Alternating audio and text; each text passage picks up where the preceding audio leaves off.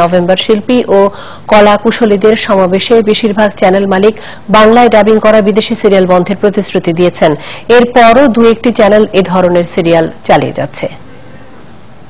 বিজ্ঞাপন প্রচারে গ্রহণযোগ্য সময়সীমা নির্ধারণ করতে হবে, যোগ্য ব্যক্তিদের নিয়ে প্রিভিউ থাকতে হবে, বৈজ্ঞানিক পদ্ধতিতে নির্ভুল যথাযথ টিআরপি ব্যবস্থা চালু করতে হবে, ভারতে বাংলাদেশের টেলিভিশন চালু করতে হবে এবং তাদের চ্যানেল ডাউনলিঙ্ক ফি এর সাথে আমাদের ডাউনলিঙ্কের যে অসম ফি আছে তা অপসারণ করতে হবে।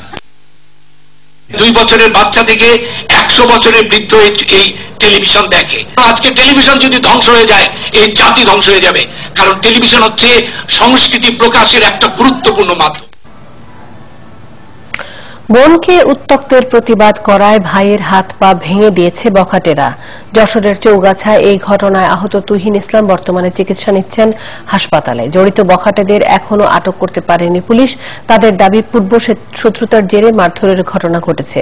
এস এম ফরহাদের তথ্য ছবিতে প্রতিবেদন।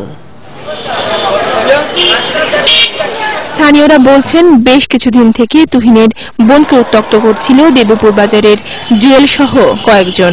এ কারণে মঙ্গলবার তাকে নিষিদ্ধ করে তুহিন।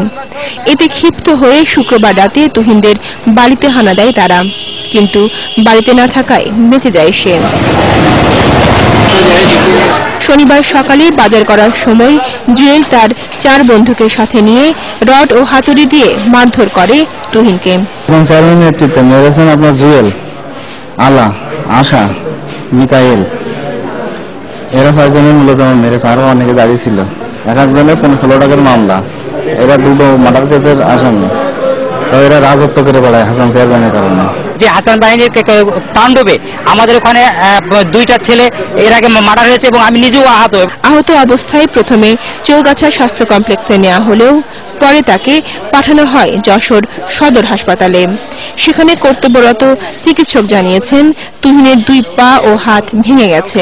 আমরা চিকিৎসা দিচ্ছি এবং তার কিছু পরীক্ষা নিরীক্ষা করার পরে সার্বিক অবস্থাটা আমরা বুঝতে পারবো এবং তার পূর্ণাঙ্গ চিকিৎসা কি ব্যবস্থা নেওয়া যায় বা অন্য কোথাও এখান থেকে রেফার করা লাগে কিনা সেটা আমরা বলতে পারবো। তবে পুলিশের দাবি পূর্ব শত্রুতার জের ধরে কয়েকজন মিলে তুহিনকে মারপিট করেছে। সে আসলে তার প্রতিপক্ষের প্রতিহিংসার শিকার। তার বিরুদ্ধেই, তুহিন রহমানের বিরুদ্ধেই 4টি আমাদের গুরুতরভাবে জখম করার মামলার রেকর্ড আছে। 4টি মামলাই বিচারাধীন।